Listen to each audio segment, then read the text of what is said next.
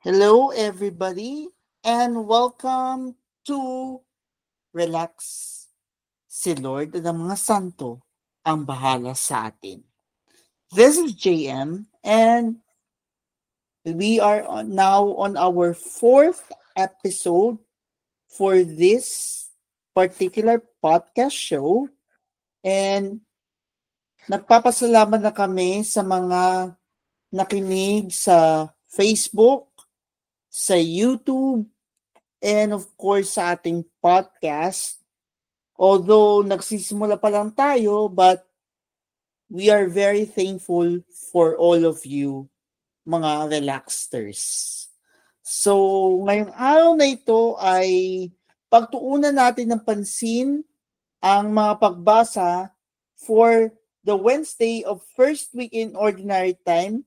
And we have our saint for today, and it is Saint Arnold Johnson. Mamaya malalaman ninyo kung sino siya.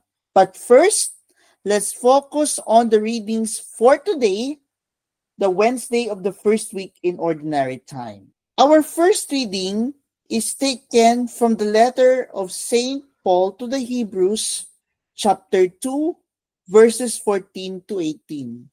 Again, our reading for today is taken from the letter of St. Paul to the Hebrews, chapter 2, verses 14 to 18. A proclamation from the letter of St. Paul to the Hebrews. Since the children share in blood and flesh, Jesus likewise shared in them, that through death he might destroy the one who has the power of death, that is, the devil, and free those who through fear of death had been subject to slavery all their life. Surely he did not help angels, but rather the descendants of Abraham. Therefore, he had to become like his brothers and sisters in every way, that he might be a merciful and faithful high priest before God to expiate the sins of the people. Because he himself was tested through what he suffered, he is able to help those who are being tested. The word of the Lord. Thanks be to God. Our response to the responsorial psalm today is, the Lord remembers his covenant forever.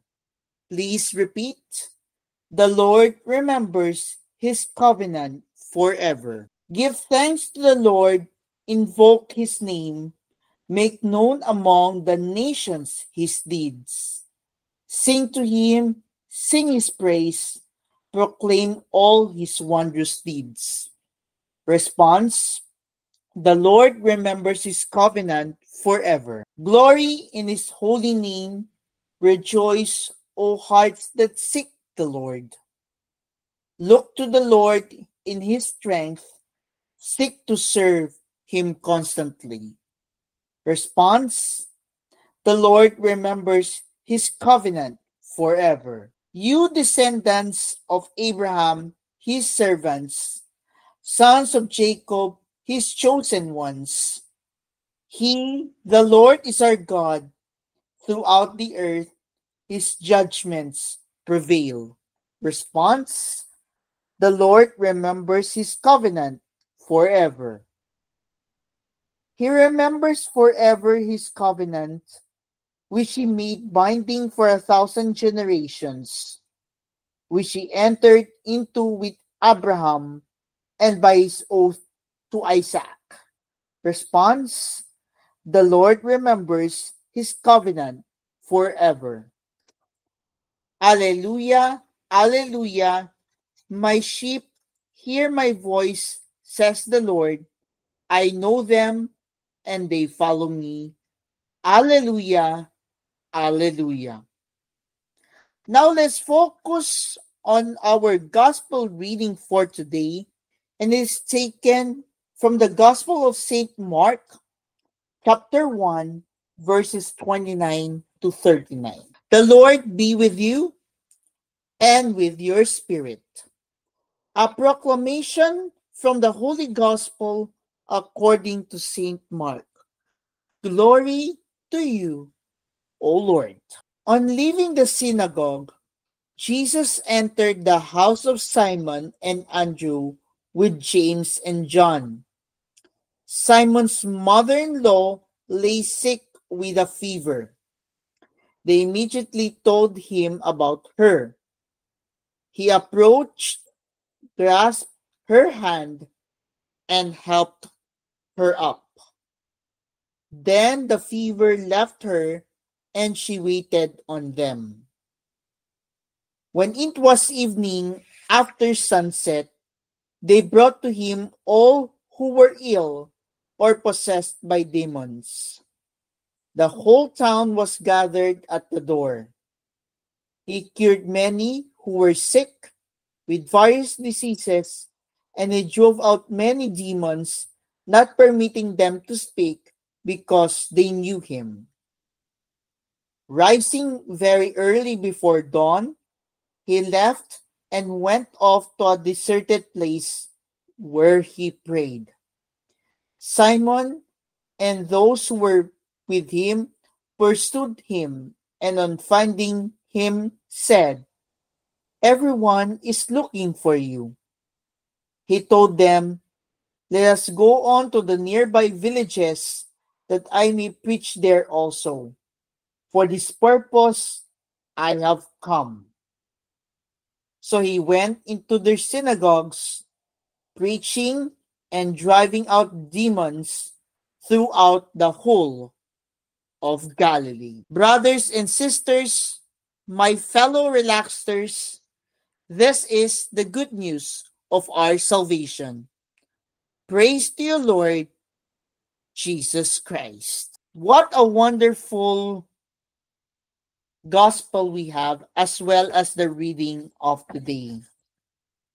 But before we proceed with the meditation according to the Anawim way, let's first focus on the reflection from Paghahawan 2025, mga manlalakbay ng pag-asa, tinawag maging mga masugid na tanda ng pag-asa for the Jubilee 2025. Maraming tao ang may sakit. Ano ang ginagawa ko upang matulungan sila?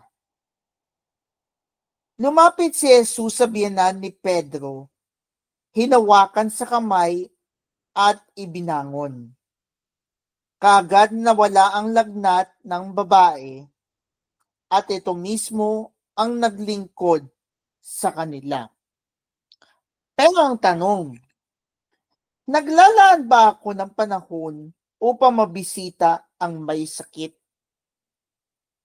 Isa sa works of mercy ang pagdalaw sa may sakit. Kung di ko sila mabisita, paano kung naiibsan ang kanilang nararamdamang hirap?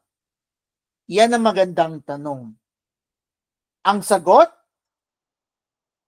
ang pagdalaw sa mga may sakit ay isang pisikal na gawa ng awa. Katulad na nga ng sinabi ko kanina, it is a work of mercy, ang pagdalaw sa may sakit. Bagamat hindi man tayo katulad ni Jesus na agad na nakapapagaling o nakapagpapagaling, rather, may magagawa tayong paraan upang maibsan ang kanilang nararanasang sakit. Ang paglaan ng oras upang makausap sila at may padama ang ating pag-aalaala ay malaking ginhawa na sa kanila. At ang pagbibigay ng tulong pinansyal, kahit na maliit man o malaki, ay pagpapakita ng ating awa. Ituloy na natin ang reflection sa pamamagitan ng The Anawim Way, January 12 to March 4, 2025 edition book. As we ponder today's gospel, we begin to realize that the dramatic episode of yesterday was but a prelude to the fuller revelation of Jesus' extraordinary mission. He has not come simply to free one man in the Capernaum synagogue, but to heal and preach and drive out demons throughout the whole of Galilee.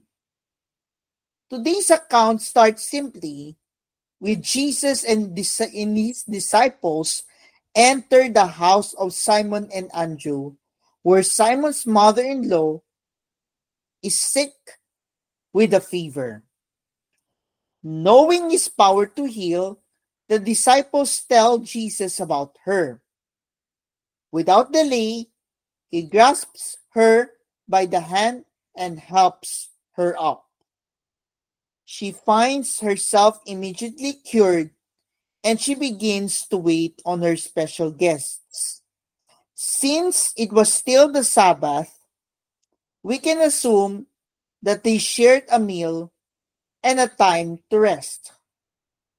But as soon as the sun set and the Sabbath was over, Jesus was surrounded with sick and spiritually oppressed people. The news spread rapidly. The whole town soon gathered at the door of Simon's house. We can ask why Jesus was so intent on his ministry of healing and deliverance. Was he doing it just to attract crowds so that he could preach to them about the kingdom of God? The simple answer is no. Why? The healings themselves are already a revelation of the kingdom,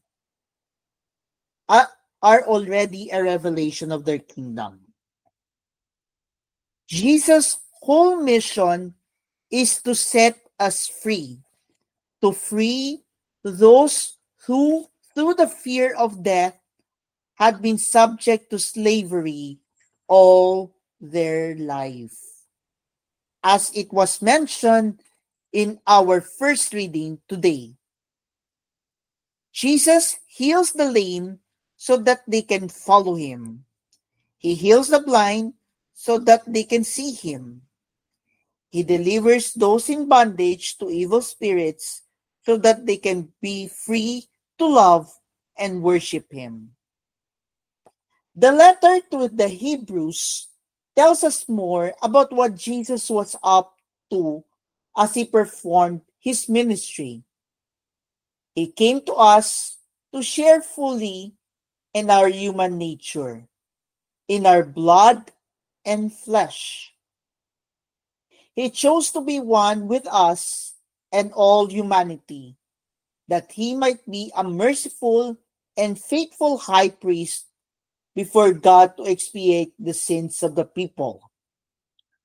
This reveals a deeper dimension of his mission, a deeper healing. He came to redeem us by his passion, death, and resurrection.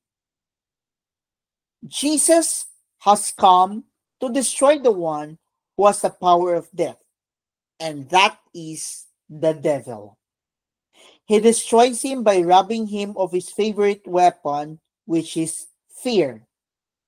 What we fear most is the unknown, and what is most unknown to us is what happens when we die. Jesus rescues us from slavery to this fear by dying and rising again. Through faith, we know a love that is stronger than death, that lasts forever, even on the other side of death. We know his perfect love, which casts out our fear. Like the people of Capernaum, we naturally welcome Jesus as our healer and deliverer. The concrete benefits of his presence among us are very attractive to us. We do not want him ever to leave and go on to nearby villages. We want him to stay and meet our earthly needs. Jesus' mission, however, is far greater than our limited desires and expectations. How can we avoid inevitable disappointments when he does what we do not expect or does not do what we ask? The gospel gives us a twofold response. One, by praying like him, and two, by going with him. We saw in our Sunday's gospel that after Jesus was baptized and was praying, heaven was opened and the Holy Spirit descended upon him. Today, Jesus once again teaches us the importance of prayer by his own example. To find quality time for prayer usually means rising very early before dawn, making time, and finding a deserted place where we can be alone with God. In prayer, we open ourselves to our Father's personal love for us. We learn His will for us. We find strength to follow Him. When we are united with Jesus in prayer, He invites us to go with Him, to do what He does. Let's go on to the nearby villages. He wants us to share in His mission of setting others free. If we focus on ourselves, our limitations, weaknesses, fears, and sins, we will be intimidated by the impossibility of fulfilling His will. Satan, who hates being driven out, plays on our fears to derail our good intentions. We ask, how will I look if this doesn't work out? Another question, how much will it cost me? And another question, what will I have to give up? Will I have to suffer? We will be tested, but we have nothing to fear because we are not alone. We are united to Jesus because He Himself was tested through what He suffered. He is able to help those who are being tested. And before we proceed with our saint of the day, we will leave you with the questions to ponder on for today's episode. And they are, when do I tend to allow my fears, limitations, and sins to intimidate me from doing God's will? When does fear dominate my choices and limit my freedom? And finally, how does my commitment to prayer help me discern God's will and open myself to His personal love for me? Today, as we have said, we have our saint of the day, and we will introduce to you Saint Arnold Janssen. Arnold Janssen was born in Germany in 1837 and raised by parents who instilled in him a deep devotion to religion. After his ordination in 1861, Arnold became aware of the spiritual needs of people beyond the limits of his own diocese. And because of this, he decided to dedicate his life to awakening in the German people their missionary responsibility. Beginning in 1871, the increasingly anti-Catholic clause of Bismarck resulted in the imprisonment or exile of many priests and religious. And despite the negative reactions of many, Arnold declared, "The Lord challenges our faith to do something new, precisely when so many things are collapsing in the church."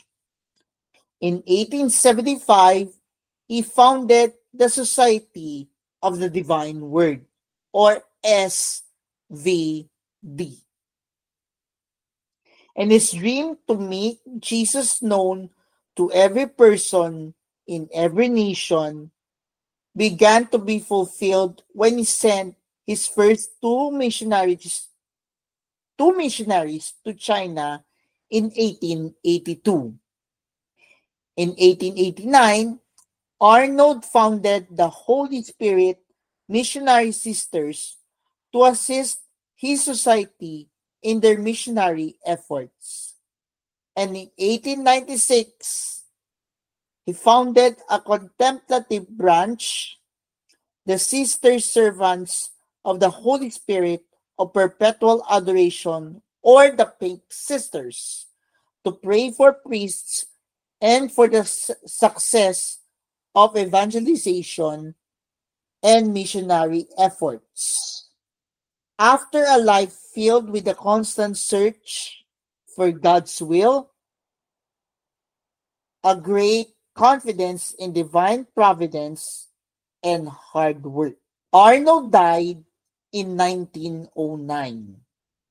He was beatified by St. Paul VI in 1975 and canonized by the late St. John Paul II in 2003, together with one of his first missionaries to China, Saint Joseph Freina de Metz.